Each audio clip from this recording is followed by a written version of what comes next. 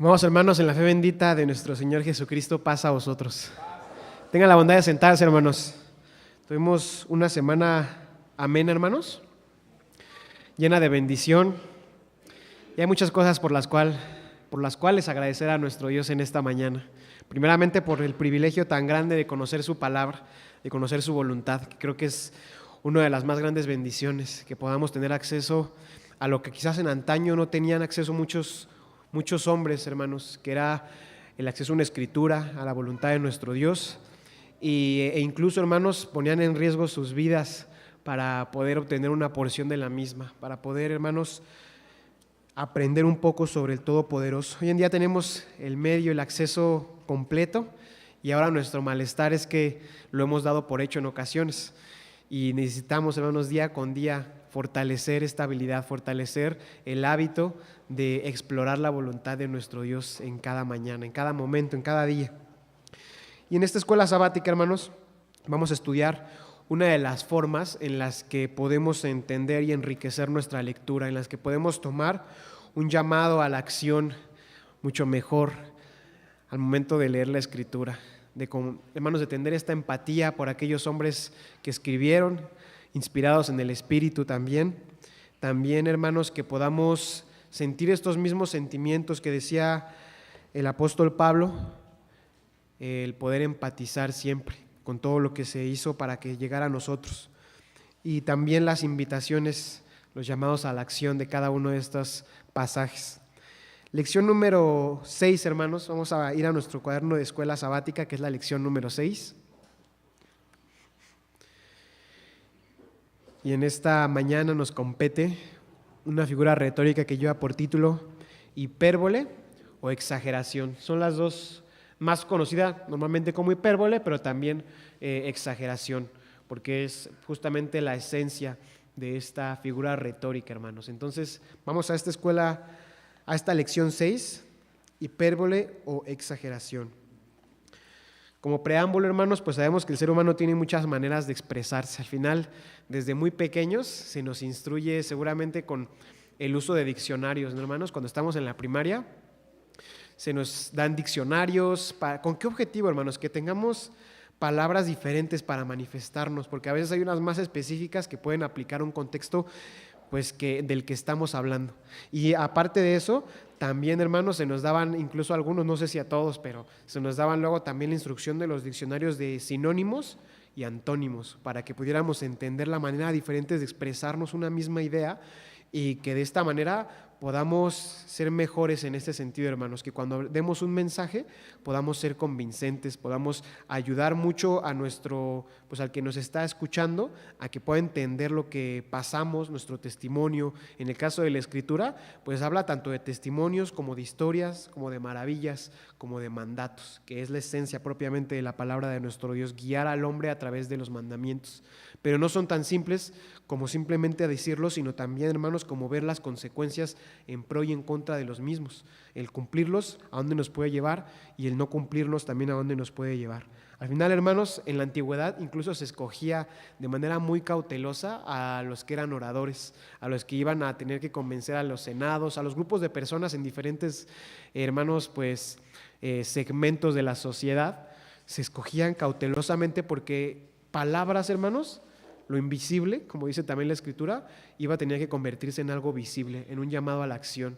Ellos tenían que ser lo suficientemente inteligentes y sabios para dar estas palabras y convencer a todos para tener una misma opinión, estar convencidos de que esas palabras son verídicas.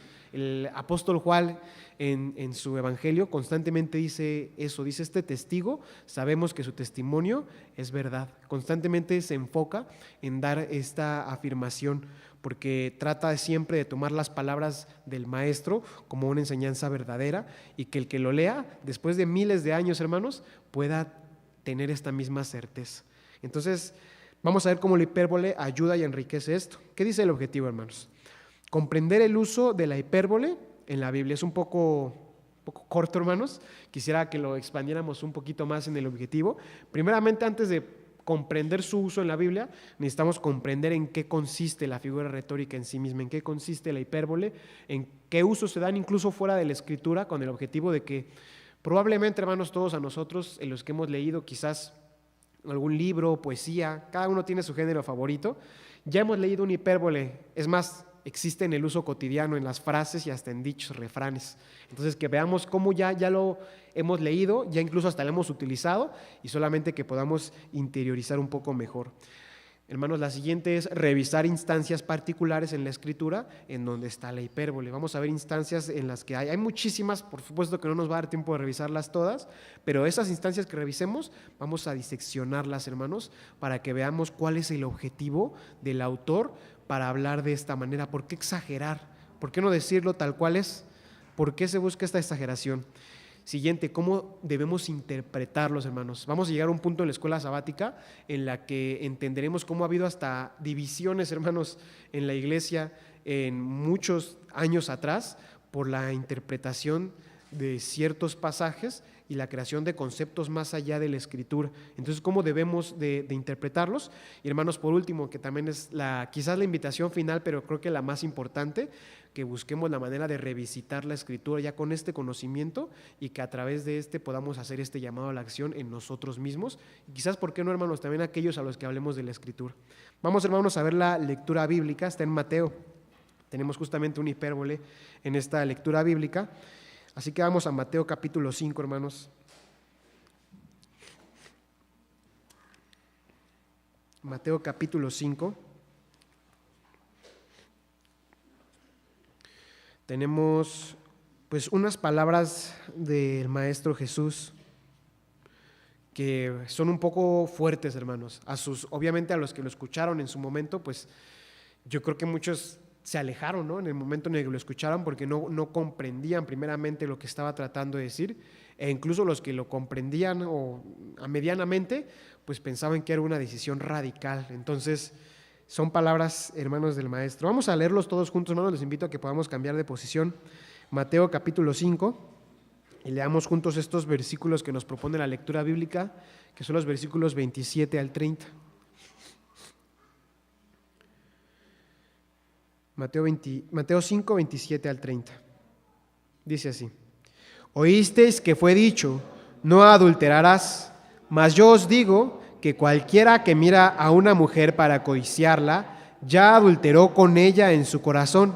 Por tanto, si tu ojo derecho te fuere ocasión de caer, sácalo y échalo de ti, que mejor te es que se pierda uno de tus miembros, que no que todo tu cuerpo sea echado al infierno. Y si tu mano derecha te fuere ocasión de caer, córtala y échala de ti, que mejor te es que se pierda uno de tus miembros, que no que todo tu cuerpo sea echado al infierno. Amén. Hermanos, tomen sus lugares, por favor.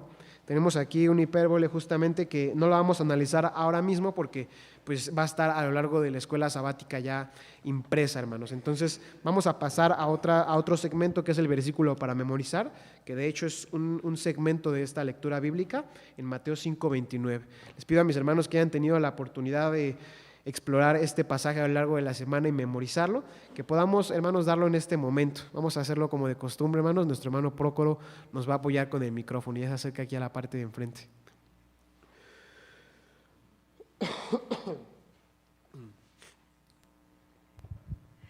Por tanto, si tu ojo derecho te fuera ocasión de caer, sácalo y échalo de ti, que mejor te es que se pierda uno de tus miembros, que no que todo tu cuerpo sea echado al infierno. Mateo 5:29, amén. Amén. Por tanto, si tu ojo derecho te fuere ocasión de caer, sácalo y échalo de ti, que mejor es que pierdas uno de tus miembros, que no que todo tu cuerpo sea echado al infierno. Mateo 5:29, amén. Amén. Por tanto, si tu ojo derecho te fuere ocasión de caer, sácalo y échalo de ti, porque mejor te es que se pierda uno de tus miembros, que no que todo tu cuerpo sea echado al infierno. Mateo 5:29, amén. Amén. Por tanto, si tu ojo derecho te fuera ocasión de caer, sácalo y échalo de ti, que mejor te es que se pierda uno de tus miembros, que no que todo tu cuerpo sea echado al infierno. Mateo 5:29, amén. Amén. Por tanto, si tu ojo derecho te fuera ocasión de caer, sácalo y échalo de ti, que mejor te es que se pierda uno de tus miembros y no que todo tu cuerpo sea echado en el infierno. Mateo 5:29, amén. Amén.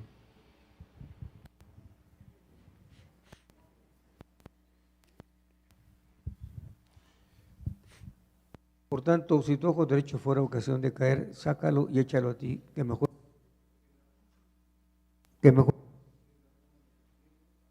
que todo tu infierno. Mateo 5:29, amén. Amén.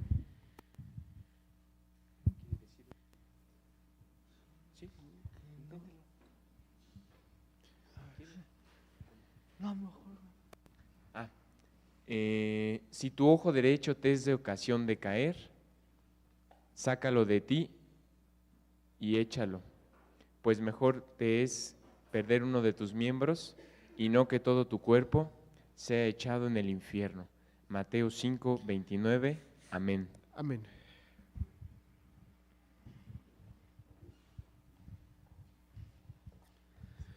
Por tanto, si tu ojo derecho fuera ocasión de caer, sácalo de ti y échalo, que te es mejor que se pierda uno de tus miembros que todo tu cuerpo sea echado al infierno. Mateo 5:29, amén. Amén. Por tanto, si tu ojo derecho te fuera ocasión de caer, sácalo y échalo de ti, que mejor te es que se pierda uno de tus miembros, que no que todo tu cuerpo sea echado al infierno. Mateo 5:29, amén. Amén.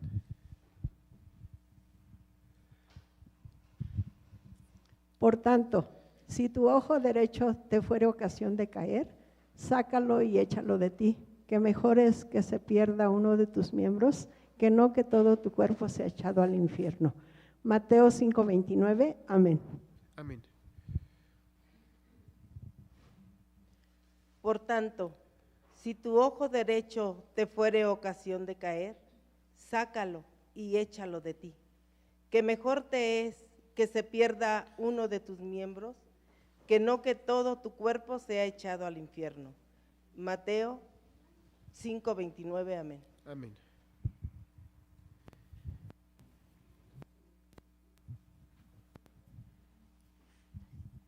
Por tanto, si tu ojo derecho te fuere ocasión de caer, sácalo y échalo de ti, que mejor que se pierda uno de tus miembros, que no que todo tu cuerpo sea echado en el infierno. Mateo 5:29, amén. Amén. Bien, hermanos, creo que son todos aquí abajo. Ya se está dirigiendo mi hermano Procol a la parte de arriba, aquellos que hayan tenido también esta oportunidad de revisar estos pasajes y memorizar el versículo 29, también puedan darlo.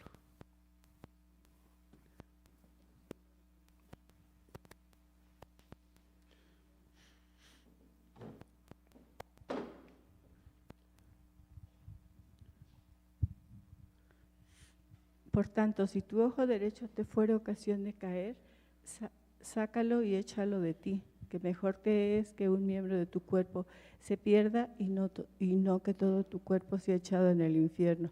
Mateo 5:29, amén. Amén.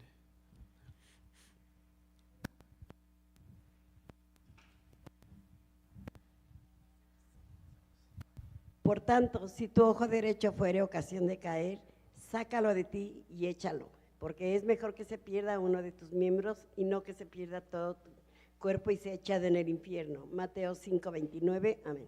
Amén. Por tanto, tu ojo derecho fuera ocasión de caer, sácalo y échalo de ti. Mejor es que se pierda uno de tus miembros y no que tu cuerpo sea echado al infierno. Mateo 5:29, amén. Amén. Son todos, ¿verdad, hermano?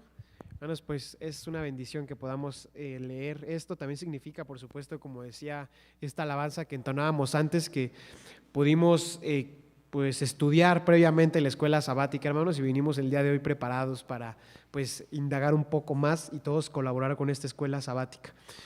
Y hermanos, de acuerdo a lo que acabamos de leer, si los interpretamos de manera literal, ¿cuántos de nosotros ya no tendríamos algún ojo o los dos, hermanos?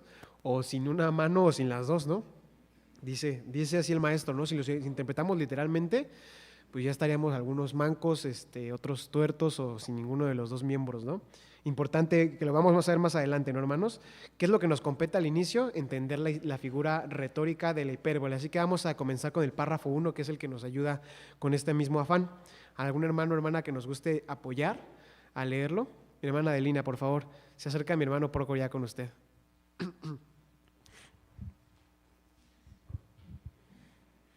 Este término hipérbole viene del griego hiper, que significa sobre, y vole, que significa arrojar o lanzar. Se expresa así porque da el sentido de exagerar una situación para subrayar su importancia. En la lectura bíblica, por ejemplo, Jesús empleó la hipérbole para llamar la atención del oyente sobre la gravedad del pecado y la necesidad de una vida santa. Jesús utiliza la hipérbole para destacar la gravedad del pecado y la importancia de evitarlo a toda costa. Y si tu ojo derecho te fuere ocasión de caer, sácalo y échalo de ti. Esta es una declaración impactante que enfatiza que nada en nuestra vida debe ser más importante que nuestra santidad. Amén. Muchas gracias, hermana Adelina. Vamos a detenernos un momento en lo primero, hermanos, que es la definición. Mis hermanos en cabina nos apoyarían con la segunda diapositiva para que veamos las raíces que tiene esta palabra. Aquí ya nos da, pues básicamente lo que necesitamos, hermanos. Dice que en sí mismo hipérbole viene del latín, que es el que está hasta abajo, que es pues, básicamente la misma pronunciación, hipérbole. Y esto a su vez viene del griego, hermanos, que es la primera palabra que vemos y también se pronuncia básicamente igual, hipérbole. Tiene dos raíces, hermanos, que también estudiamos en el primer párrafo y es hiper, que esa seguramente hasta tenemos alguna idea, ¿no, hermanos? Porque vemos en otras muchas palabras este tipo de, pues de lo que le llamamos prefijos, ¿no? Que es hipertensión, ¿no? Por ejemplo, ¿no? Cuando tiene hipertensión uno es que tiene la presión arterial por encima, ¿no? Por encima de los valores umbrales que son normales en una actividad humana. Entonces, esa es la palabra hiper, la conocemos, que es sobre, y la segunda palabra no tan común es balein, que significa lanzar, hermanos. Entonces, como dice aquí, es lanzar, arrojar, lanzar por encima de una manera natural al interpretarlo, pues queda justamente como exagerar, cuando tú haces algo que sea por encima de. Y la exageración en sí misma es importante recordar que tiene ambos sentidos, puede ser algo que sea demasiado alto, que tú pues exageres para arriba si lo quieren ver de esa manera, hermanos, o que también uno lo haga disminuyendo, atenuando demasiado algo. Por ejemplo, si les dijera, hermanos, que un automóvil me costó 20 pesos, pues sería una forma de exagerar un costo que no es realista. De la misma manera podemos hacer para arriba y para abajo. Y eso, ahí están las claves, hermanos. La definición es una figura retórica que consiste en exagerar o disminuir de forma desproporcionada una realidad. Ahí están las claves, ¿no? Puede ser aumentar, puede ser disminuir, y la otra clave es la realidad, hermanos. Y eso es algo que necesitamos identificar muy, muy claramente, porque muchas veces podríamos interpretar un pasaje como una hipérbole cuando en realidad no lo es. ¿Cuál es su propósito, hermanos? Se utiliza generalmente para enfatizar y provocar sentimientos e impresiones fuertes, que es lo que veíamos en el párrafo 1 con respecto a lo que decía Jesús. Puede estar usada de esta manera, hermanos. Entonces, cuando hablamos de disminuir o aumentar, hermanos, es la única transformación que un hipérbole puede hacer. Si hablamos una naturaleza, por ejemplo, si dijera el texto, cualquiera que mira a una mujer para codiciarla y dice que acaba de cometer adulterio, pues está exagerando, ¿no? El hecho que realmente no se cometió, pues dice, así inicia, ¿no? Así inicia el pecado muchas veces en la vista, y tú obviamente le vas dando continuidad hasta llegar a esas instancias. Entonces lo que dice Jesús es exagerar, dice, en cuanto lo ves, ya tu corazón está propenso a tener eso. Y eso es una transformación de aumento, que lo está exagerando para arriba. Si dijera, por ejemplo, que debe entregar el holocausto 10 veces su precio, pues está haciendo una transformación que no es correspondiente al hipérbole, porque no está aumentando lo que realmente es, que es el pecado, sino que está obteniendo otras cosas. También, hermanos, algo que decíamos es que tiene que estar fundamentado con un hecho real. Eso es, de hecho, de las confusiones más comunes en la hipérbole, que a veces se confunde con otras figuras retóricas, pues como lo que veíamos hace unos sábados, ¿no? El antropomorfismo, el antropopatismo, la personificación, hermanos, cuando existen cosas que no son reales. Si el hecho en el que está basada una exageración no es un hecho real, entonces ya por defecto no va a ser una hipérbole, porque no está fundamentado en algo que normalmente tendría que ser verdad. Y la literatura nos ofrece muchos ejemplos. Le voy a pedir a mis hermanos en cabina que me apoyen con las siguientes diapositivas. Vamos a ir a la siguiente. Aquí hay un fragmento de Pablo Neruda, hermanos, que el poema en sí se llama Demasiados nombres, y dice: es tan larga la primavera que dura todo el invierno. El tiempo perdió los zapatos, un año tiene 4 siglos. ¿En dónde notan la hipérbole aquí, hermanos? Tiene varias hipérboles, tiene varias, ¿no? Porque dice que la primavera, hermanos, dura todo el invierno, ¿no? Es como si dijeras que la primavera dura hasta básicamente todo el año, ¿no? Exactamente. Entonces está primeramente exagerando la duración de una estación en particular.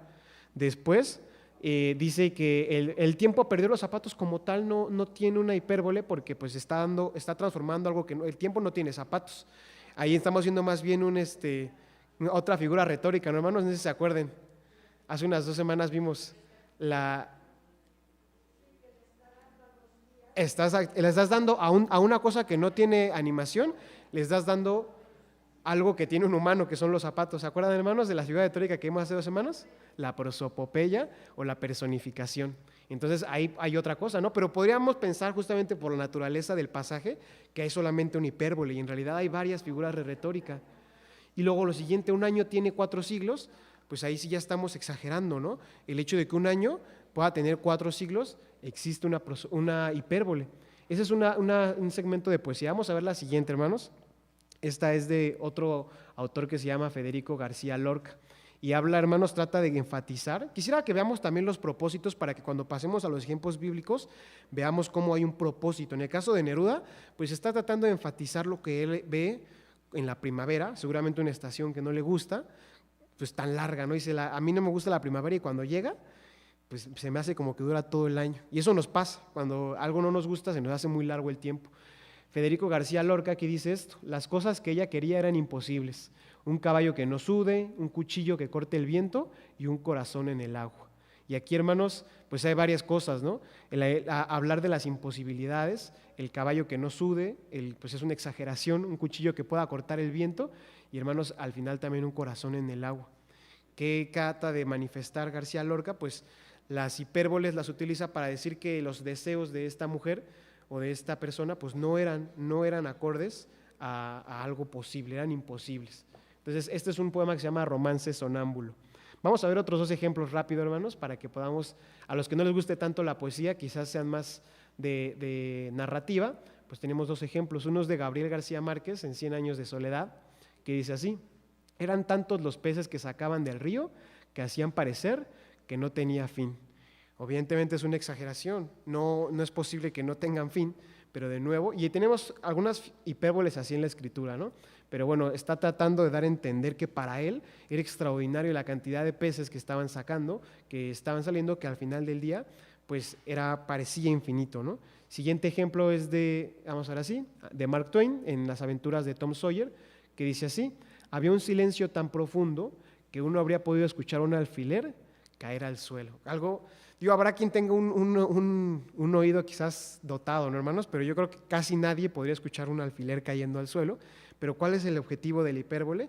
Pues intensificar la tensión que había en ese momento, ¿no? Que dices, nadie sabe qué decir, está el silencio tan profundo que se podía escuchar un alfiler pues cayendo al suelo. Y hermanos, quisiera que pensáramos, ¿ustedes conocen alguna de las frases que usamos en el día a día que pueda tener una hipérbole? Seguramente, muy seguramente, hermanos. Primeramente, ¿qué decimos cuando alguien viene así sonriente? Muy, muy sonriente, hermanos, que también es una hipérbole. Luego existe la expresión de que trae una sonrisa de oreja a oreja, ¿no? Ese es una hipérbole, definitivamente. O sea, es un hecho real, ¿no? Cuando uno sonríe, pues le llega la sonrisa más, pero pues nunca te va a llegar a las orejas, ¿no? Exageras el hecho de que una sonrisa esté tan grande para decir, estaba realmente feliz, ¿no? El otro también es, por ejemplo, el miedo. Cuando tenemos demasiado miedo, luego, ¿qué decimos? Que uno está muerto de miedo, ¿no? Pues no, literalmente no es así. Está basado en un hecho real que cuando uno tiene miedo, pues el cuerpo tiene estas sensaciones incluso de muerte, pero pues no llega a este nivel, ¿no? Te dije 1000 veces, por ejemplo, ¿no? Cuando le decimos a una persona, ya te lo he dicho otras 3 veces, y ahí tenemos una hipérbole, ¿no? Pues 1000 veces no creo que alguien las haya dicho. Quiero pensar, ¿no, hermanos? Entonces, otra hipérbole. También, exactamente, ¿no? ¿Quién va a aguantar 10 minutos bajo el agua, no? Incluso, no sé, hay récord Guinness sobre eso, pero en el sentido más amplio, hermanos, pues es una exageración de las cosas que pasan en la vida cotidiana. El decir estoy infinitamente agradecido. Pues el infinito no tiene un número y por lo tanto es imposible, pero bueno, estás tratando de manifestar que tu gratitud es muy grande. Entonces, ¿qué es lo primero que quisiera que notáramos, hermanos? Que es algo tan común la hipérbole hasta en nuestro hablar cotidiano, que tenemos que entenderlo, es necesario que lo entendamos y que gracias a esto podamos también identificar en la Escritura cómo también se nos da este llamado. Y con eso tenemos, de hecho, hermanos, la pregunta número 1. Vamos a ir viendo nuestras preguntas para responderlas. Pregunta número 1. Dice, ¿qué debe entenderse por hipérbole? Decíamos, hermanos, que era una figura retórica, de manera muy básica, figura retórica que consiste en exagerar una realidad. Que ahí tiene las dos claves que veíamos, exagerar, que puede ser para arriba, para abajo, y una realidad. ¿Por qué? Porque veíamos que tiene que estar basado en un hecho que sí realmente pueda ser posible, no tiene que ser fantástico en ese sentido. Tenemos esa pregunta 1, hermanos, y vamos a pasar al párrafo número 2. ¿Algún hermano o hermana que nos quiera apoyar a leer el párrafo número 2? Mi hermana Joki, por favor.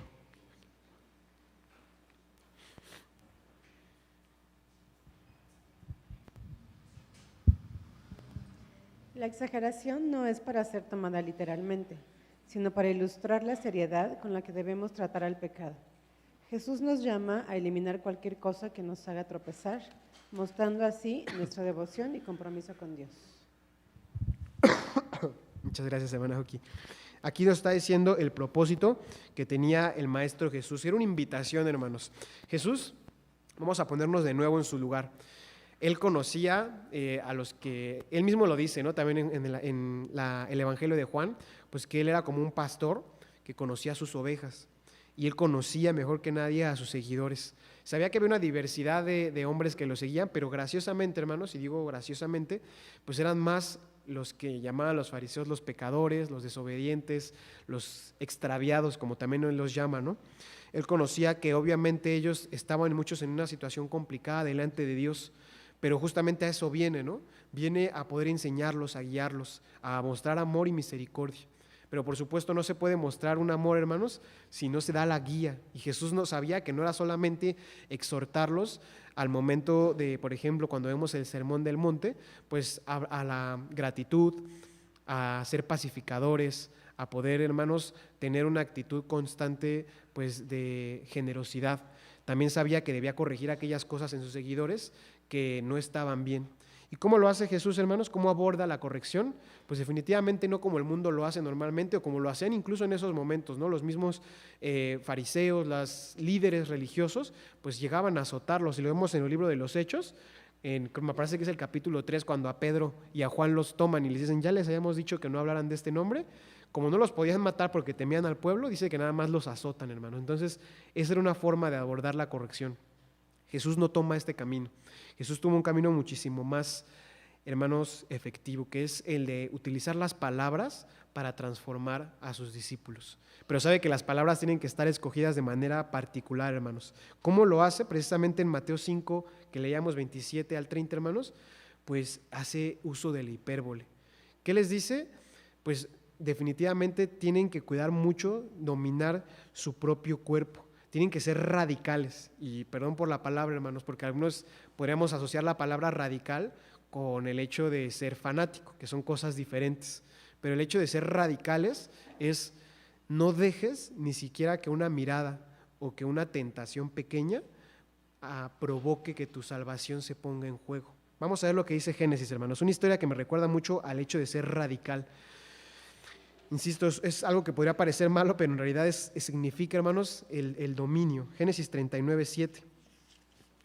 un hombre que justamente llega a una situación que a veces nosotros, llegando, una situación que sabemos que nos puede alejar, pues no tomamos la decisión correcta, somos un poco como que indecisos de decir si sí o si no, ¿no?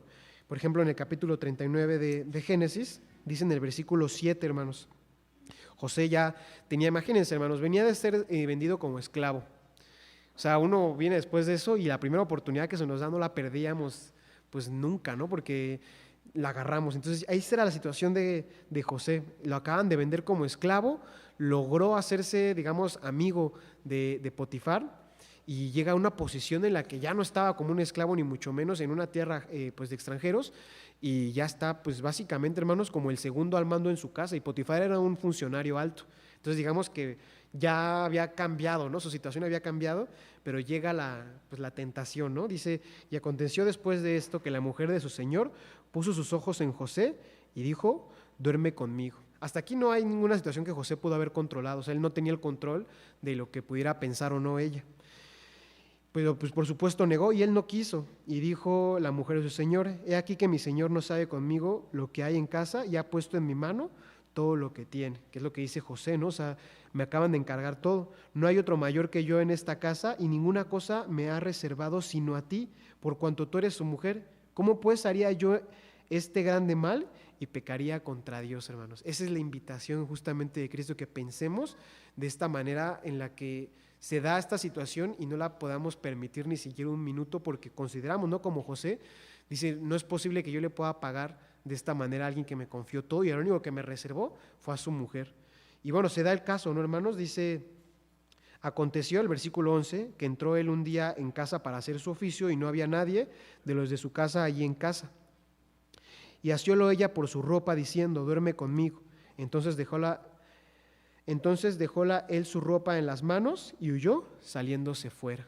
Y ahí toma la decisión final José, que iba a arriesgar todo lo que tenía, hermanos, definitivamente, incluso por muchas otras razones, suponiendo que su esposa no hubiera inventado una mentira, pues incluso el hecho de irse de esa manera, había muchas maneras en las que pudiera comprometer lo que había obtenido hasta ese momento, pero hermanos, fue radical en su decisión. O sea, estaba tan fundamentada, su fe estaba tan cimentada en lo que él conocía, que su decisión fue pues muy radical, insisto, en decir, no lo voy a hacer y prefiero incluso huir que coquetear con el pecado, ¿no? Porque a veces eso es lo que pasa, ¿no? Que termina una situación en nuestras vidas que sabemos que puede alejarnos y decidimos mantenerla para ver qué pasa, ¿no? Como para darle la oportunidad, y eso es justamente lo que Cristo quiere invitar en estos pasajes. No des esa oportunidad de coquetear con el pecado, no des la oportunidad a que una mirada que está constante o que una tentación en tus manos pueda llevarte a perder. Entonces dice, córtate la mano. ¿Qué se refiere?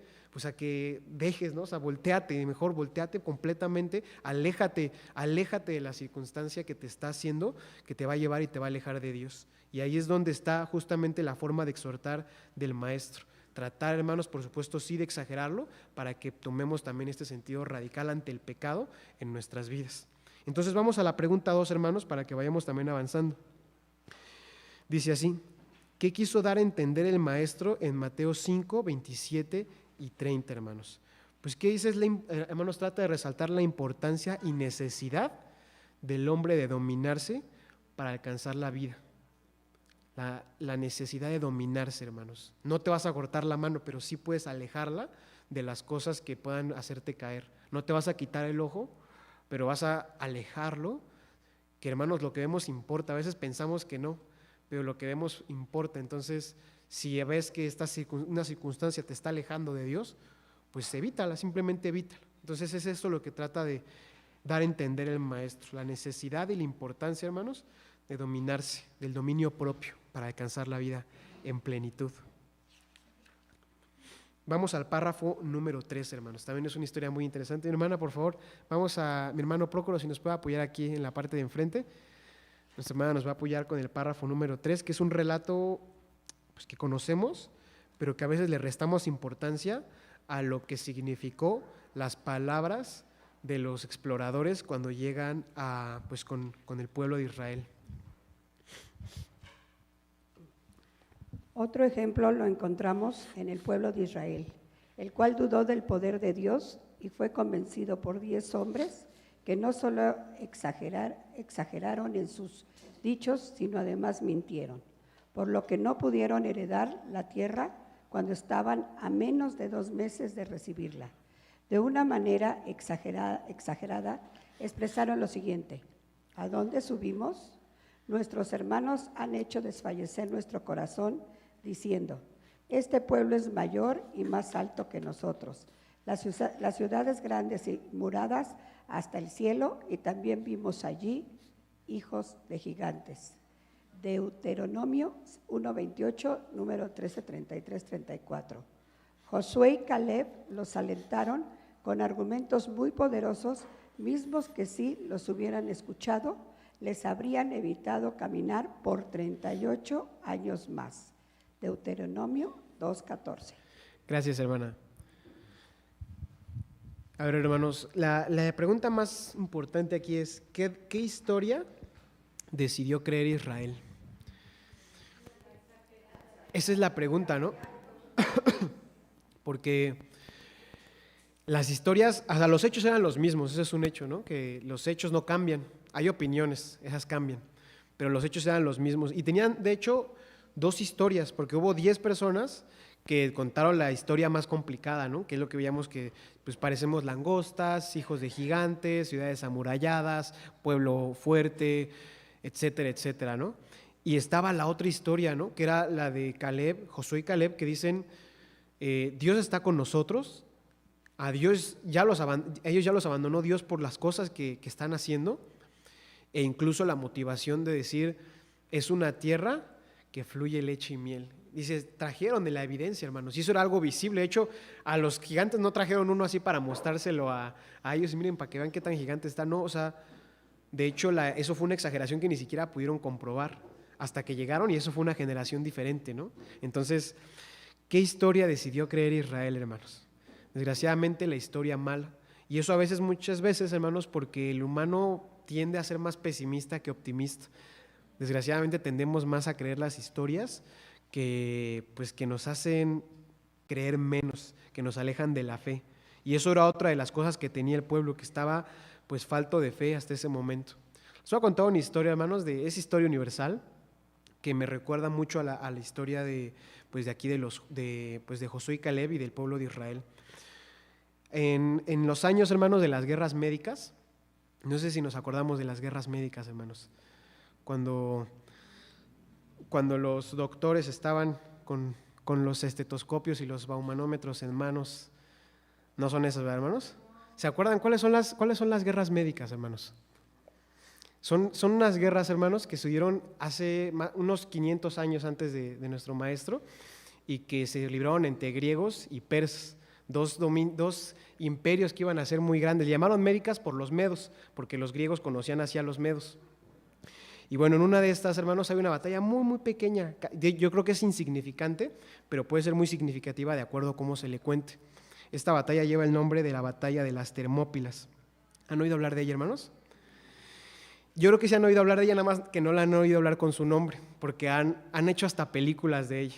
Han hecho películas de estos famosos 300 espartanos y otros cuantos también de otras polis griegas, que pues se pusieron en contra de un ejército enorme. La batalla es real, a pesar de que se ha hecho mucho material al respecto que no es real. La batalla en sí sucedió, hermanos, y la estrategia de los griegos, que eran vasallos. En ese entonces el imperio realmente era el persa, y los griegos, que eran vasallos de los persas, pues estaban tratando de defenderse, ¿no? ¿Cuál fue su estrategia? Dijeron, si los llevamos a un lugar en el que sea tan estrecho, que realmente, aunque sean millones, pues va a ser como un cuello de botella, ¿no? O sea, si tú tienes muchísimos, van a tener que ir bajando uno por uno casi, y ahí es donde nosotros tenemos la ofensiva.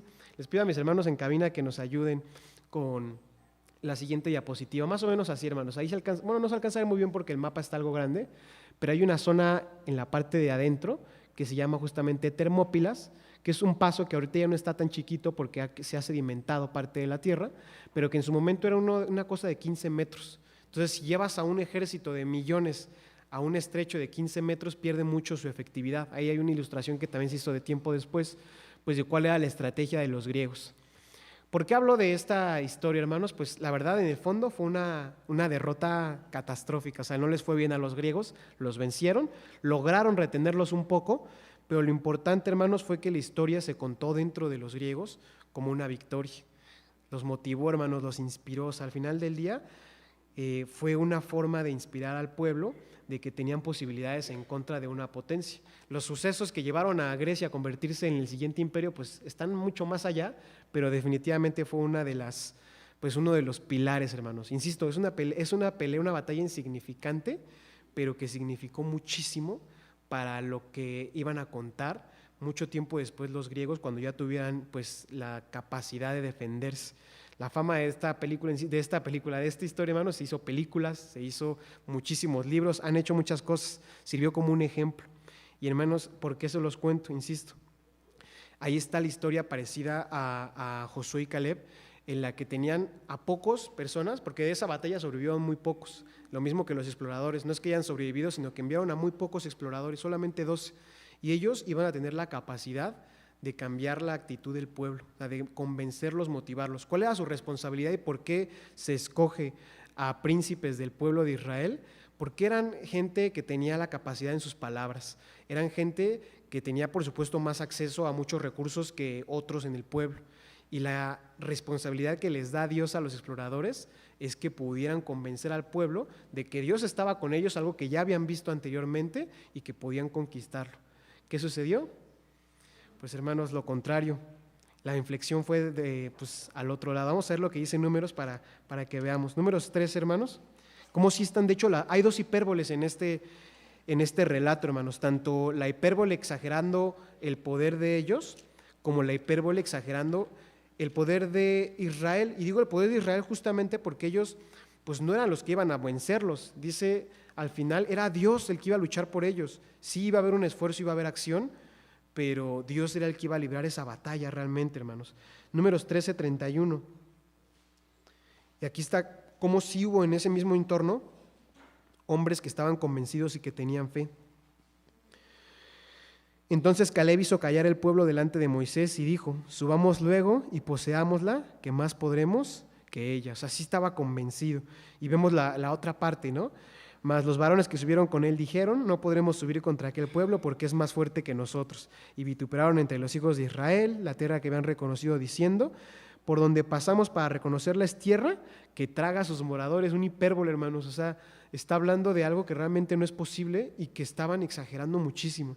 Infundieron miedo. Dice la última, en el 34, vimos allí gigantes. Un hipérbole, hermanos, que no eran gigantes, eran hombres, sí, de una estatura alta, ¿no? Hijos de Anac, raza de los gigantes, y éramos nosotros, a nuestro parecer, como langostas. La última hipérbole, hermanos, que pone el último clavo ahí en esa tumba, ¿no? Que dice, éramos como si fuéramos langostas, y encima dan una opinión que no les correspondía, porque es lo que dice aquí, ¿no? En el párrafo 3 que dan una mentira, y es que ellos no es como que le hayan preguntado a los habitantes qué les parecían ellos, ¿no? Pero ellos ya en ese miedo, hermanos, pues se fueron muy lejos. Insisto, sí hay una forma, si vemos el capítulo 14 en el versículo 7, aquí está la hipérbola del lado de Josué y Caleb, la parte positiva. Dice, y hablaron a toda la congregación de los hijos de Israel diciendo, la tierra por donde pasamos para reconocerla es tierra en gran manera buena. Si Jehová se agradara de nosotros, Él nos meterá en esta tierra y nos la entregará, tierra que fluye leche y miel. Tampoco era literal, ¿no? O sea, al final del día no es que iban a ver ahí dónde estaba la leche y la miel fluyendo, pero era una tierra buena. Por tanto, no seáis rebeldes contra Jehová, ni temáis al pueblo de aquesta tierra. Y dice aquí en una forma también de hipérbole, porque nuestro pan son. Si vemos otras traducciones, dice pan comido. O sea, lo que quiere decir es, dice ya, ellos ya están perdidos. ¿Por qué? Ahí está la razón. Su amparo se ha apartado de ellos y con nosotros está Jehová. Ahí estaba la razón que tenían que obedecer, hermanos. Había un hipérbole del lado de Josué y Caleb y del lado de los otros 10 exploradores que desgraciadamente siguieron, ¿no? Hay otro ejemplo que no vamos a leer, ¿no? Pero en segundo libro de Samuel, capítulo 22, versículo 30, dice el rey David, eso es todo un poema, una oración muy hermosa, que los invito a que la lean, está también en el Salmo 18, y dice, con Dios saltaré murallas, y dice, con Dios destruiré ejércitos. Otra hipérbole, hermanos, que me gusta mucho por la manera en la que David se veía a sí mismo cuando estaba con Dios. Dice, como si yo estoy con Dios, pudiera saltar una muralla y yo solo podría destruir un ejército. Es una forma de exagerar, hermanos, para que se pueda invitar a que veamos que realmente tener a Dios sí es una diferencia. Había una frase que decía uno de los generales de Napoleón, que decía que cuando él estaba en la batalla, él sentía que era una diferencia como de 10,000 hombres, como si Napoleón mismo tuviera la capacidad de 10,000 hombres, dice, por la motivación que le daba a los soldados. Eso es algo que necesitamos hacer nosotros con algo que no es humano, hermanos, que es nuestro Dios. Mi hermana Teo tiene también una opinión. Vamos a dársela. Mi hermano Proco, ¿nos puede apoyar aquí en la parte de enfrente con mi hermana Teo?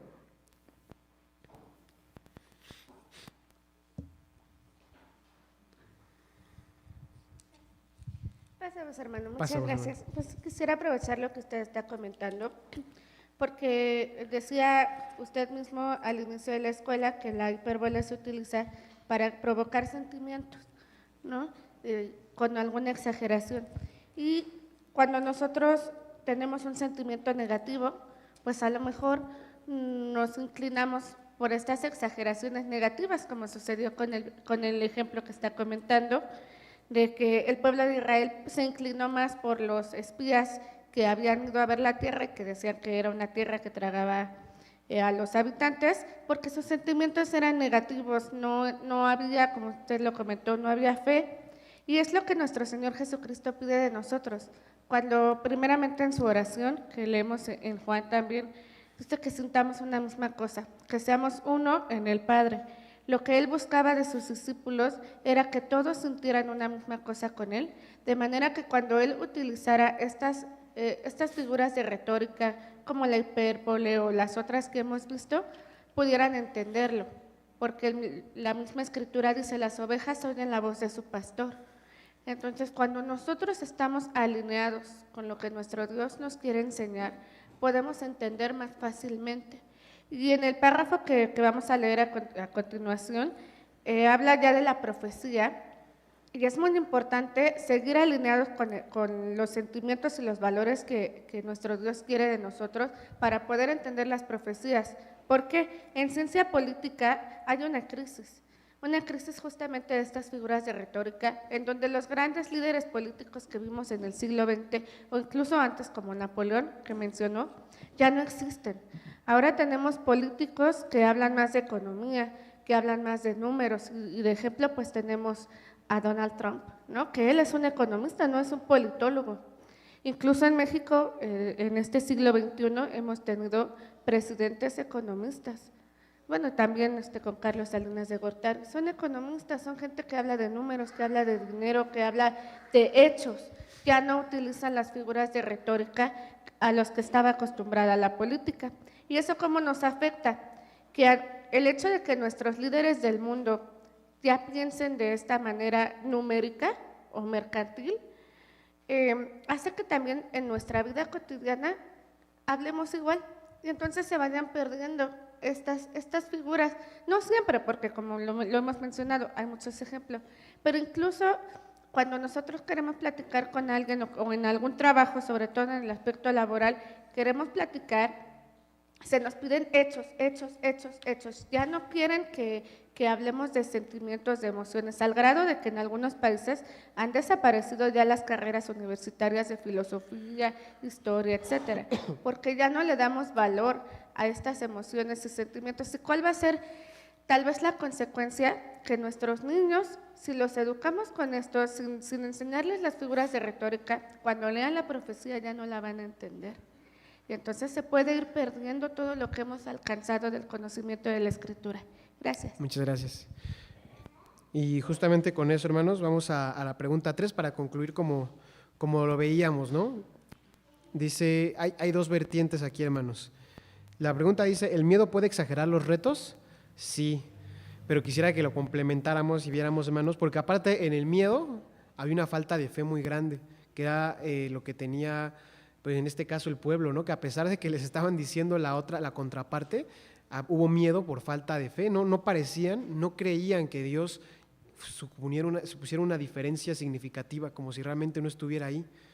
Entonces quisiera que lo complementáramos con la fe y la valentía, lo atenúan, hermanos, los retos. Entonces, cuando tenemos un reto, con fe y con valentía, podemos atenuar el reto. Pero bueno, la pregunta, pues, que dice, ¿el miedo puede exagerar los retos? La realidad es que sí. Vamos a los otros 2 párrafos, hermanos, que son, pues, una esencia. Aquí ya llegamos a la médula de la escuela sabática para entender pues ya detalle todo lo que significa la hipérbole y ver algunos ejemplos particulares. ¿Alguien que nos apoya a leer los párrafos 4 y 5? Mi hermana Alicia, por favor. También mi hermana Esther. Bueno, vamos a leer mi hermana Alicia el 4, mi hermana Esther el 5, ¿vale? Seguidos. Y ahorita también mi hermana le vamos a dar el paso con el 6. Primero aquí mi hermana Alicia, ya tenemos todos asignados. Asimismo, vemos la hipérbole en lo que dice Apocalipsis 20:10, y el diablo que los engañaba fue lanzado en el lago de fuego y azufre, donde está la bestia y el falso profeta, y serán atormentados día y noche para siempre jamás. Sabemos que el lago de fuego es la representación de la muerte segunda, Apocalipsis 20:14. Todos los que no hayan hecho la voluntad de Dios en este tiempo de la gracia y en el reino milenial serán lanzados a ese lago de fuego, donde serán destruidos por completo, tal como se expresa en Malaquías 4:1. Asimismo lo expresa David en el Salmo 37:20. Muchas gracias, hermana. Vamos con mi hermana Esther con el párrafo número 5. Pasamos, hermanos. Pasamos, hermana. Por su parte, Salomón también lo expresa, mas los impíos serán cortados de la tierra y los prevaricadores serán de ellos desarraigados. Proverbios 2:22, no hay vida eterna para los impíos, ellos serán destruidos, desarraigados y como la grasa convertidos en humo. Hay vida eterna únicamente para los justos, los que pongan en práctica la voluntad de Dios. Muchas gracias, hermana Esther. Vemos aquí entonces, hermanos, uno de los riesgos, cómo puede ser un arma de doble filo, desgraciadamente. Primeramente porque si se interpreta de la manera correcta, lo va, por supuesto, a ayudarnos, va a apelar a nuestros sentimientos, va a apelar a nuestra actuar, a nuestra transformación, pero si se malinterpreta, hermanos, aquí está el riesgo, ¿no? Uno de los más grandes cismas que se ha dado, incluso de las grandes separaciones que ha habido en las iglesias, es el concepto del infierno, que de hecho es uno de los más aceptados de manera popular. Y esto porque realmente si leemos la escritura, insisto, sin el conocimiento de algo como la hipérbole, aquí veíamos, pues decimos, está muy claro que existe el infierno, incluso algunos de los elementos, ¿no? Si hablas de un lago de fuego, pues es un lugar que tiene fuego. Y si hablas de algo que va a pasar para siempre y jamás, pues estás hablando de algo que tiene pues eternidad en sí misma, este lugar del infierno. Y luego se complementa incluso con otros, pues vamos a llamarlos otros pasajes bíblicos totalmente no relacionados, como la parábola del rico y Lázaro, y decimos, mira, aquí también se habla del infierno, hasta son atormentados, etcétera, etcétera, hermanos. Entonces necesitamos tomar correctamente las figuras de retórica para evitar algunos de los riesgos. ¿Cuáles son estos riesgos? Primero, la confusión literal, que veamos las cosas que es para siempre y jamás como algo literal. Subestimación del mensaje, que como veamos que realmente es algo que pueda ser muy exagerado, pensamos que no tiene seriedad, que es lo que también nos decía nuestra hermana Teo, ¿no? El uso de la hipérbole, hay quien lo puede tomar como algo que no es serio porque dice, pues está usando una exageración, y en realidad es algo que enriquece el texto, hermanos. Y también, hermanos, el malentendido en un tono, que podamos pensar, por ejemplo, cuando Jesús dice, quita tu ojo, tu mano, y digamos, pues ya ves, el mensaje de Jesús no es de amor, aquí está diciendo que te tienes que arrancar partes de tu cuerpo, eso no está de acuerdo con el amor del que leemos en la Escritura. Puede haber de esos 3 riesgos, hermanos, principales al no entender correctamente las hipérboles que hay en la Escritura. Y ya después todavía se va mucho más allá, hermanos, el infierno se complementa tiempo después con el concepto de los anillos o círculos en el infierno, con una obra completamente pues que fuera extrabíblica, por así decirlo, hermanos, y que hoy en día incluso se acepta como pues algunos lo aceptan como una realidad, ¿no? Hay algunos escritores aducen que era necesario, pues para dar como una clase de conciencia, de temor de Dios, porque no sé si recuerdan, pero los círculos se van haciendo más pequeños y los castigos más fuertes conforme se cometen cierto tipo de pecados, ¿no? Entonces hay quienes dicen es que era un mal necesario para que se viva en temor de Dios. Y yo lo que digo es, ¿será necesario amenazar así? ¿Será necesario este tipo de cosas? El temor de Dios es algo que se tiene que practicar, hermanos, con la lectura justamente de estos ejemplos, que vamos a ver algunos, hermanos. Vamos a ver 3 ejemplos, 3 instancias particulares. Génesis Génesis, hermanos, para que veamos cómo desde el principio la hipérbole está presente. Génesis 22, 17.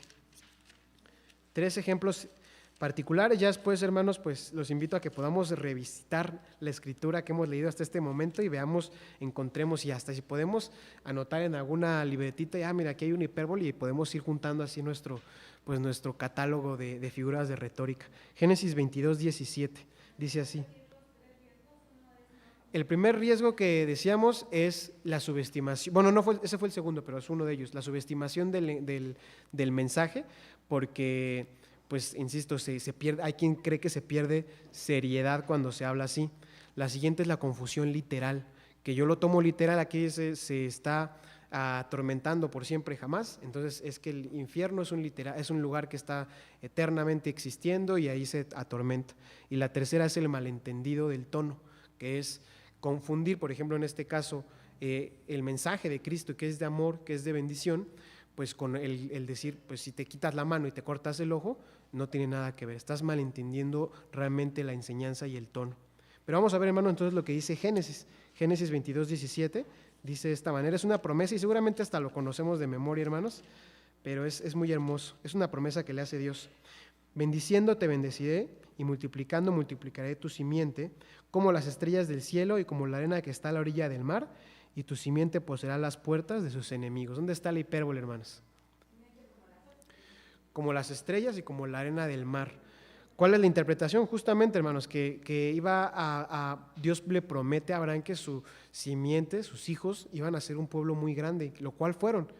¿Cuál es el riesgo de malinterpretarlo? Que capaz haya alguien que diga, a ver, pues la Biblia no es verdadera, ¿no? Porque ya hoy en día hay métodos para contar ciertas estrellas y ya desde ahí sabemos que no es posible. Insisto, un hipérbole, hermanos, y hay un riesgo en su malinterpretación. Salmo 6, hermanos, segundo ejemplo.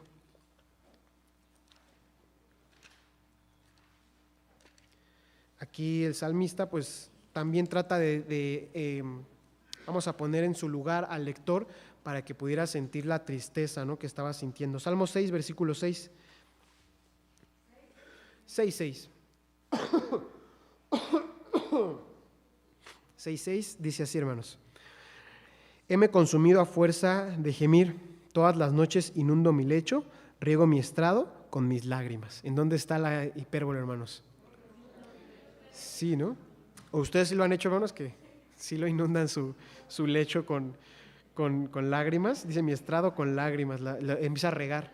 Pero ¿qué dice? O sea, lo que es que se enriquece, ¿no? Como la poesía que veíamos a principio de Pablo Neruda también, ¿no? Que dice, está definitivamente en una angustia muy fuerte, ¿no? Y dice, quiero que sepan que esta es más o menos la angustia que estoy sintiendo. ¿Cuál es el riesgo, hermanos? Que podemos catalogar de nuevo la Escritura como un texto fantástico, ¿no? Y aquí están los ejemplos de que la Escritura es fantástica, pues no se le tiene que tomar en serio. Es una figura de retórica para enriquecer, para poder transmitir el sentimiento que el salmista estaba teniendo en este momento. Si leemos todo el Salmo, hermanos, vemos que era eso como se sentía. Él estaba en una situación, pues no voy a decir de depresión, pero pues de mucha tristeza. Y vamos a ver uno más, hermanos, que de hecho está en una de nuestras preguntas, así que nos conviene. Juan, capítulo 21, hermanos. Seguramente también la conocemos hasta de memoria, hermanos. Pero con los medios digitales, pues se ha puesto más en evidencia que es algo que es una figura de retórica. Quizás en la antigüedad podíamos medio pensarlo como algo literal, aunque nunca lo fue. Nunca fue literal, aclaremos. 21, hermanos, 25, de hecho es el último versículo del Evangelio. Y dice así, y hay también otras muchas cosas que hizo Jesús, que si se escribiesen cada una por sí, ni aún en el mundo pienso que cabrían los libros que se habrían de escribir. Amén. Hermanos, aquí habla justamente, insisto, los medios digitales vienen a poner esto más en evidencia, pues que hoy en día podemos guardar tanta información en una cosa tan pequeña que pues probablemente se podrían escribir y se podrían guardar, pero lo que dice, es realmente la interpretación dice, va más allá de la cantidad, dice, lo que tiene es la relevancia de las obras de Jesús, pues es difícil de comprender, es difícil de que pudiéramos tratar de encasillarlas en un libro, dice, realmente tiene que ir al corazón humano, Tiene que ir una enseñanza, hermanos, a este sentido, y con eso pues se da la interpretación. El riesgo, pues insisto, puede ser alguien que diga cómo es posible, y más en nuestras épocas, que diga esto, si sabemos que hoy en día podemos meter tanta información. Vamos a ver la siguiente diapositiva nada más para que veamos una más. Esta es solamente una ilustración, hermanos. ¿De qué parábola se les afigura, hermanos? Es una parábola que hemos estudiado con anterioridad y muy conocida. Son dos hombres que uno está como discutiendo, le está diciendo algo al otro, pero tiene metido en su ojo pues una viga, literalmente, ¿no, hermanos? Esa es una pintura de Domenico Fetti, que justamente se llama La parábola de la viga y la paja. Entonces ahí está una ilustración, ¿no?, de cómo tiene una paja y una viga completa, ¿no? Obviamente no se puede ilustrar bien porque pues no se puede meter algo tan grande, pero de hecho era la intención, ¿no?, de cómo realmente esto no se puede ilustrar, pero al final del día tiene un objetivo. Y ahí tenemos de hecho otro ejemplo. Vamos a la pregunta 4, hermanos, para que veamos lo que nos dice. ¿Podría considerarse una hipérbole lo que dice Juan 21:25, que es el que acabamos de leer? Sí, hermanos, sí es una hipérbole, y de hecho pues hay muchas más en los evangelios, que pues también ya vimos algunos ejemplos más allá de ello. También es importante, hermanos, detectar cuándo no es una hipérbole, porque eso nos puede pasar incluso en la escritura, y de pronto ya todo es una hipérbole, y también va a tener un efecto adverso en nuestra comprensión del mensaje general de la escritura. Les voy a dar un ejemplo fuera de la escritura y otro dentro. Esta es una sentencia científica. La energía liberada por una supernova puede ser equivalente a la de 1,000 millones de soles. Por ejemplo, hermanos, no es una hipérbole, y son exageradísimos, ¿no? 1,000 millones de soles. O sea, con un sol como el de nuestra Tierra, que tiene para dar a todos los planetas y más a la Tierra, y dicen que muy cerca, hermanos, más de 6,000 grados, y que pues es mucha energía. Pero pues así ese es el hecho científico, pero que no es una hipérbole. Éxodo 14:16, uno en la Biblia, hermanos, que no podemos confundir con una hipérbole. Es necesario que experimentemos o que veamos cuando también no estamos hablando de una hipérbole, para que al momento de hablar, hermanos, de estudiar, podamos identificar la intención que tiene nuestro Dios. 14:16 de Éxodo.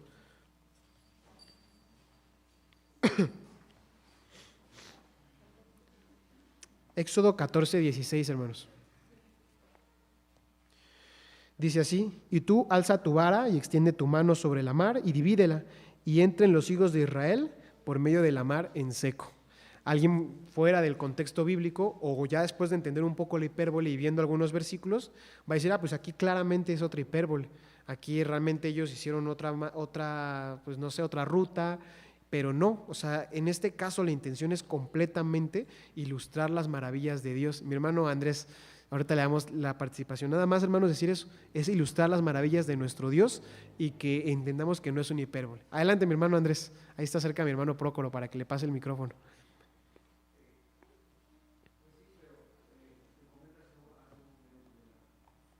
Explosión de la supermod.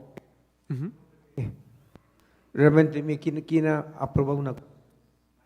Nadie. ¿Cómo fue? Bueno, ya hasta dudan de su teoría del Big Bang.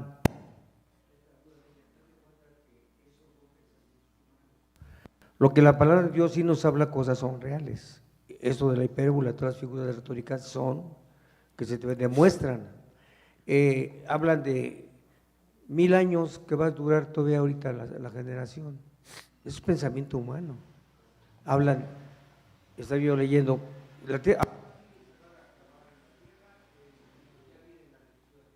¿cuándo faltan 5,000 millones de años?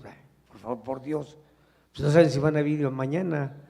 O sea, yo te entiendo como el hombre científico, ¿no? Pero el mismo científico cae.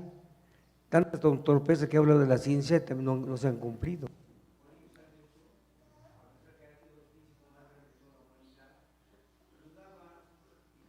Él más bien creía la cuestión teológica, escribió el 70% de toda su literatura, Isaac Newton, es teológica, y de la ciencia del hombre, de la física, además estudió el 30%, del 100% que escribió. Date cuenta que él mismo como físico, que nadie se ha comparado como él, pensamiento más claro de nuestro Dios que el hombre con sus tantas torpezas que se dice. Además, como comentario, lo que dice es cierto, ¿no? Eso que subrayado nada más, ¿no? Gracias, hermanito. Muchas gracias, hermano Andrés. Ahí justamente, hermanos, vale la pena recalcarlo, ¿no? El hecho de identificar cuándo no es y cuándo sí es una hipérbole debe enriquecer nuestra lectura de la Escritura. Como lo veíamos, ¿no? Pues sería muy fácil para nosotros decir esta parte de Éxodo que no es una figura de retórica. Pero ¿cuál es el impacto, hermanos? Que el propósito cambia. En Éxodo el propósito es hacer creer, hermanos, en cómo Dios está presente en momentos de tribulación en el hombre, como en Israel en ese entonces, que estaban acorralados. Y no fue una exageración, estaban entre la vida y la muerte, no estaban en una exageración, y de manera similar, hermanos, hay momentos en los que nos sentimos de una manera pues acorralados, y Dios les da la libertad a través de un milagro, y como lo hace hasta nuestros días, hermanos, con muchas cosas que a veces nos cuesta trabajo entender y cómo Dios se manifiesta en la sanidad de las personas que muchos doctores pues les dicen que no tienen oportunidad, etcétera, y que esa es justamente la intención de fortalecer la fe y que entendamos que Dios está ahí. Y a diferencia, por ejemplo, de cuando se dice en este caso de la parábola, pues está tratando de apelar a nuestros sentimientos, más que directamente a la fe, a que podamos concientizar en decir voy a cambiar, porque pues sí, mi ojo me está haciendo caer, mi mano es una ocasión de caer. Y lo mismo, pues en este caso tiene mucha razón mi hermano Andrés, muchas de las teorías científicas están basadas en meras pues hipótesis teóricas, como la misma teoría de los átomos. Nadie ha visto un átomo en la vida, pero pues es la manera en la que se ha estudiado el comportamiento de ciertas cosas y bueno, aseguramos ciertas cosas dentro de nuestro conocimiento humano para poder estudiar y desarrollar ciertas cosas. ¿Cuál es la diferencia? De nuevo, una sentencia como la que veíamos nunca va a tener la intención de convencerme a mí de que una supernova genera energía, sino tratar de, en un aspecto científico, llegar a una conclusión. Más que nada, creo que el objetivo, hermanos, es que veamos que las intenciones cambien. Vamos a ver el párrafo 6, mi hermana había levantado la mano, entonces vamos a concluir con el párrafo número 6.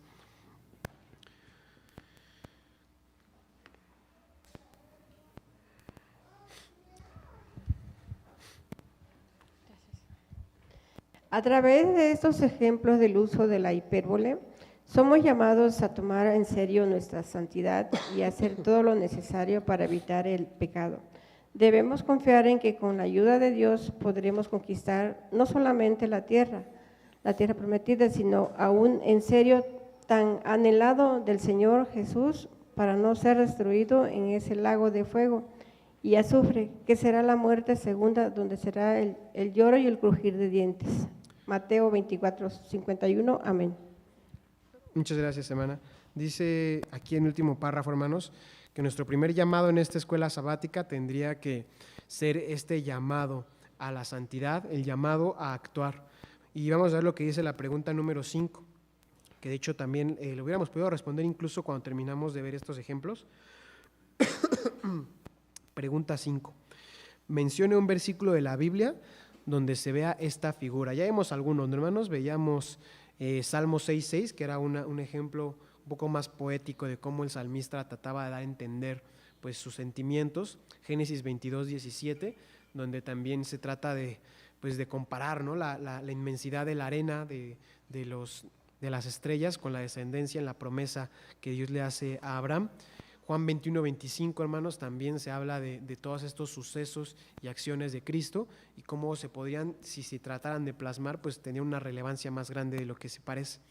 Hay otros ejemplos, hermanos, que estos no los vamos a leer, pero se los dejo de tarea para que los puedan analizar en sus casas y tengamos una oportunidad de, una excusa más, hermanos, para abrir la Escritura y explorar la voluntad de Dios. Es Isaías 40:15, Isaías 40:15, Mateo 19:24, Isaías 40:15 fue el primero, Mateo 19:24 el segundo, y Mateo 7:5.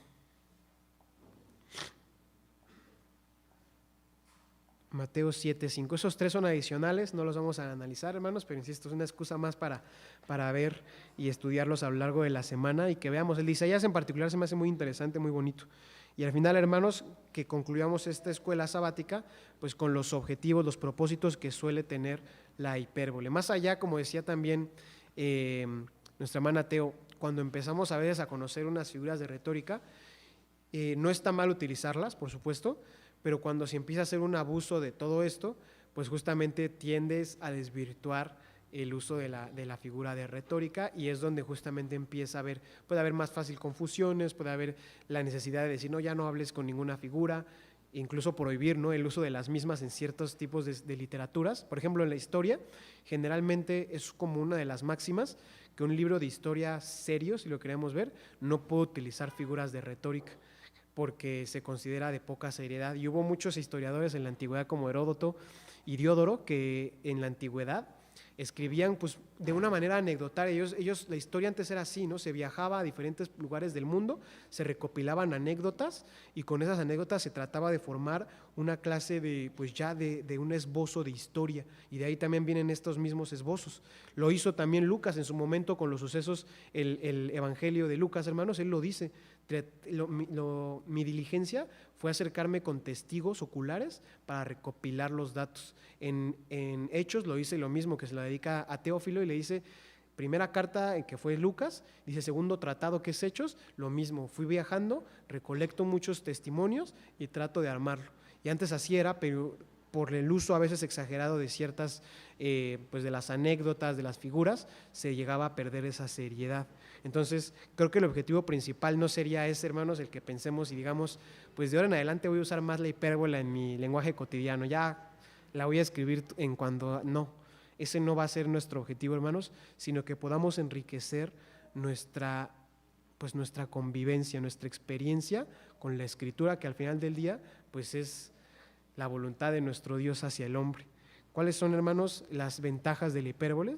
Primero veíamos que es generar un impacto emocional, que podamos leer este pasaje, como lo veíamos en el Salmo 6, incluso en los dichos de Jesús en Mateo, que podamos decir, ¿qué me está impidiendo que yo tenga este mismo dominio al que me está llamando el Maestro? ¿Qué puedo hacer hoy? ¿Qué acciones concretas puedo hacer en este día, en este momento, para encajar en esta descripción que está dando el Maestro? También, hermanos, enfatiza las ideas clave y es algo importante. No es por nada que todos recordamos con mucha facilidad pues estas parábolas que acabamos de ver, ¿no? La de la mano, la del ojo, porque es algo realmente memorable, ¿no? El que digamos exageremos de esta manera la expresión, pero no lo hagamos nada más como una anécdota o terminar nuestro estudio y decir, pues qué interesante está y qué bonita la figura de retórica, sino que podamos recordarlo en nuestro actuar cotidiano, para que llegado el momento quizás de que sí mi ojo sea una ocasión de caer, pues podamos alejarlo en ese momento. Y también, hermanos, fomenta la empatía. Definitivamente cuando leemos, por ejemplo, en estos evangelios que Cristo estaba orando y que tenía gotas de sudor que parecían gotas de sangre, es una forma, pues yo creo que mínima, porque debe ser muy difícil estar en esas circunstancias, ¿no? Pero de una manera al menos burda, llegamos a empatizar con el sufrimiento y el dolor que estaba pasando en ese momento, que todavía ni siquiera era, creo yo, la parte más complicada del sacrificio. Pero es una forma en la que empatizamos y cuando leemos la Escritura, no dejamos que sea simplemente una lectura cotidiana, una lectura casual que abrimos y tenemos, sino que sea algo que pueda transformar nuestras vidas, hermanos. Es la invitación final en esta escuela sabática, que utilicemos estos recursos, no solamente sino que ya vamos en el 7, hermanos, entonces que aprovechemos, demos toda una recopilación de las que hemos pasado y podamos revisitar la voluntad de nuestro Dios en la Escritura, haciendo, hermanos, que tenga un efecto duradero en nuestras vidas de transformación. Hermanos míos, es que el Señor los bendiga y paz a vosotros.